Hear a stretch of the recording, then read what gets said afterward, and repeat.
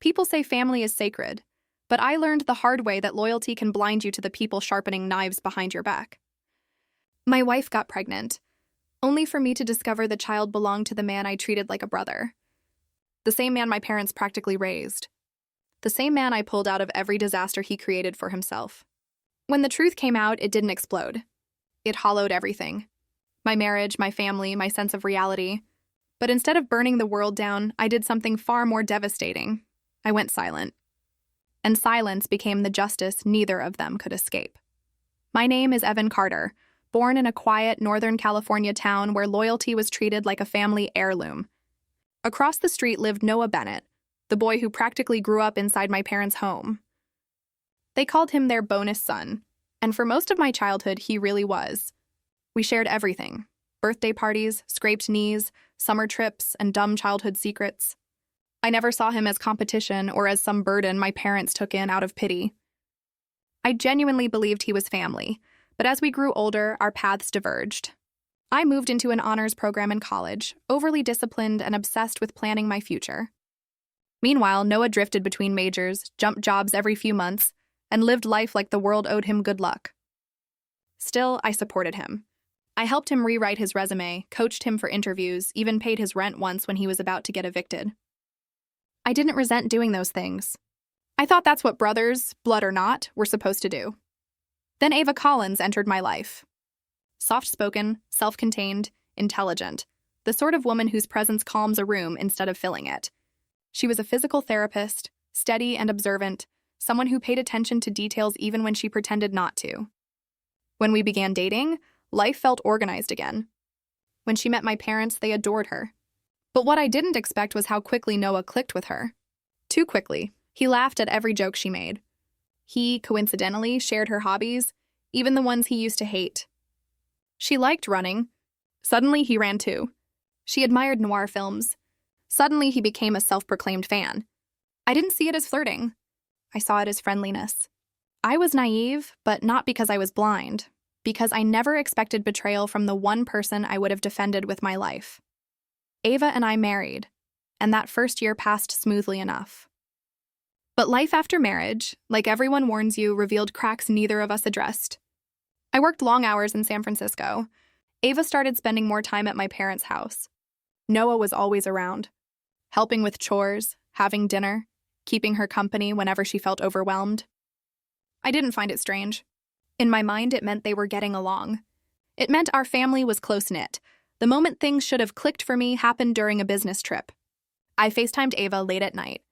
She answered from a dim room with warm lighting I didn't recognize. When I asked where she was, she said, "Your parents' house." But the corner of a painting behind her gave it away, the one I had helped Noah pick out for his apartment. Only 2 seconds of video, but more than enough. She shifted the phone quickly, changed the subject, and I convinced myself I had imagined it. Self-deception is a strangely easy habit when you trust the wrong people. Arguments between Ava and me started small, about finances, schedules, emotional distance. She said I wasn't present. I said I was building our future.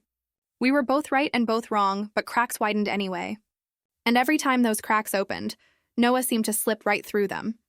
He texted Ava when she was upset. He showed up at my parents' home at the exact moment she needed comfort. He left minutes before I arrived home from work. At the time, these moments felt like coincidences. In hindsight, they look like choreography. The Thanksgiving incident should have been my wake-up call. Noah sat next to Ava the entire evening. Their conversations were too smooth, too comfortable. At one point, he placed a hand on her lower back to let her pass behind him. A small gesture, quick, subtle, but too familiar. Ava caught my eye, smiled reassuringly, and told me Noah was just being polite. I convinced myself she was right, because the alternative was too painful to consider. That's the part of betrayal no one explains. It rarely arrives suddenly. Most times it grows quietly, like mold behind a wall, until the entire structure collapses. Over the second year of our marriage, Ava's relationship with Noah formed the emotional imbalance that would later destroy everything. She told me Noah understood her better than anyone. She told me he listened. She told me he made her feel less alone. These weren't confessions. They were breadcrumbs. And I was too loyal, too trusting, and too committed to my own idea of family to notice where they led. I wasn't just blind. I was comfortable. And comfort is the slowest, quietest killer of intuition. By the time I realized something was wrong, the damage had already been done, long before Ava confessed, long before paternity tests, long before everything imploded. The imbalance didn't start with betrayal. It started with my belief that loyalty made me safe. I assumed the people I loved would never cross certain lines simply because I wouldn't. And that assumption cost me everything, because while I thought I was building a family, they were building a secret. The night everything collapsed was unremarkable until it suddenly wasn't. Ava stood in our living room holding a pregnancy test like it was a detonator. Her hands were shaking, her breathing uneven, but her eyes, those were steady, as if she'd already rehearsed the worst part. When she finally spoke, her voice was thin, almost disappearing. "Evan, the baby might not be yours," I didn't shout. Didn't demand explanations. My mind simply emptied. I asked one question, one I immediately regretted. Whose? Ava pressed her nails into her palm and said the name like a confession she expected to burn her tongue. Noah. Everything around me went silent, like the world muted itself so I could feel the full weight of those 4 letters. Ava cried, but not out of remorse, out of release. She told me she felt alone, unseen, that Noah had been there during our fights, during her bad days, during the nights I worked late. She admitted it wasn't a one-time mistake. It had been months. She told me she didn't love him, as if that changed anything. Then she told me the part that broke something inside me permanently. Chances are, the baby is his. I didn't argue. There was nothing left to salvage through words. I left the house long enough to breathe, then returned only to say one thing. Tomorrow, we're telling my parents.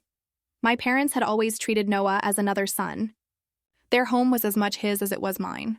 That's why I needed the truth to be spoken there, to tear the lies out by the root. When everyone gathered, Ava recounted everything, trembling. Noah immediately denied it, trying to twist the story, insisting she was confused, emotional, manipulating me. But Ava pulled out her phone, pressed play, and Noah's voice filled the room. "Check if the baby's mine.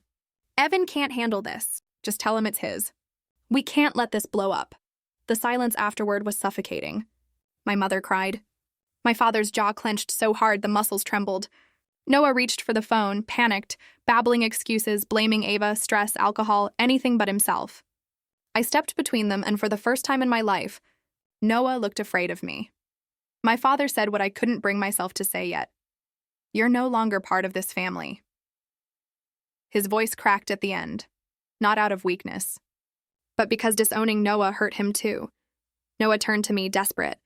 "Evan, say something." I looked directly at him and said, "You took my family from me. Now you have none."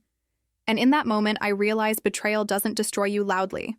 It destroys you quietly until all that's left is truth, sharp, undeniable, and final. After that night, my life didn't shatter violently. It simply stopped. I collected my things with mechanical calm, packed a suitcase without speaking to Ava, and walked out. She cried, begged, pleaded for a conversation, for any reaction at all. But my silence was deliberate. Noise gives people something to hold on to. Silence leaves them with their own guilt. At a hotel nearby, I sat alone staring at the wall. No tears, no anger, just a cold, spreading numbness. In the morning, I called a lawyer. My voice was steady when I requested a non-contested divorce, paternity testing, and all communication through him. I didn't contact Ava, didn't contact Noah, didn't explain myself. Silence became my boundary, and my weapon. Ava sent dozens of messages over the next few days. Long paragraphs of apology, panic, rationalizing her mistakes. I opened none of them. When she texted, "I'm coming to the hotel," I checked out immediately and moved to another.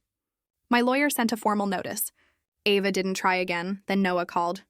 His voicemail, almost 3 minutes, was a spiral of self-pity. He cried, rambling about how Ava seduced him, how he was drunk, weak, confused. Not once did he say, "I'm sorry." Every word was an excuse or a request for me to fix things for him, like I always had. I deleted the message halfway. If there was anything left between us, it disintegrated with that voicemail. The paternity results came back. 99.98% biological father, Noah Bennett. I felt nothing. No shock, no grief. Only certainty. I signed the divorce papers. Ava scribbled her signature with shaking hands. She sent a final recording afterward, begging for one last conversation. I blocked her number. I wasn't cruel. I was done. When my mother called, her voice cracked as she said she missed Noah. My father admitted disowning him hurt deeply, but insisted it was necessary. Their grief belonged to them. I wouldn't carry it. Noah made his choices. They were simply living in the aftermath. People imagine revenge as fire and fury. Mine was absence. Noah lost the only family that ever protected him. Ava lost the only man who ever truly supported her. Neither loss required my involvement beyond stepping out of their lives, and stepping out was the cleanest cut I'd ever made. After the divorce, I moved to a small studio in Oakland, barely furnished, quiet, and refreshingly empty. For the first time in years, my life wasn't shaped by someone else's expectations. No lies in the walls. No ghosts in the corners. Just me, my thoughts, and the slow process of rebuilding without theatrics or emotional chaos. I didn't tell friends. I didn't share my story online. In an age where everyone turns trauma into content, I chose privacy. Healing quietly felt more powerful than any public validation. My parents invited me for dinner one evening. Noah's empty chair sat at the table like a scar. My mother kept glancing at it. My father refused to. Afterward, he told me, "You did the right thing, son." Noah needed consequences. My mother said she still missed him, but not enough to pretend nothing happened. I understood. Loving someone doesn't obligate you to forgive them, Ava emailed occasionally. Not to win me back, just to express regret in long, unraveling paragraphs. She described sleepless nights, Noah's instability, the loneliness of raising a child built from betrayal. I didn't reply. Her suffering wasn't my triumph. It was simply the echo of her own choices. Noah's life fell apart too. He lost work, lost friends, lost purpose. Someone told me he lived in a dingy apartment working a warehouse job, drowning in consequences he never learned to face. He reached out a few more times through unknown numbers. I blocked them all. Not out of spite, but because I finally understood that enabling him was the reason we ever reached this point. When the divorce finalized, I moved to Seattle. A new city, a new rhythm, a life where no one knew my past or my pain. I ran more, cooked better. Let the rain fill the silence Ava and Noah once occupied. Healing wasn't dramatic. It was slow, steady, and deeply private. Ava sent one last email months later. If you ever find it in yourself to forgive me, even silently, I hope I'll know. I didn't answer. Forgiveness doesn't always require communication. Sometimes it's just choosing not to look back. One night, standing on my balcony, watching the city blur beneath a thin mist, I realized something simple. Some tragedies exist only to teach you how to walk away. From people, from pain, from the version of yourself that tolerated too much. I didn't need revenge. I didn't need closure. I didn't need apologies. All I needed was peace. And I finally had it.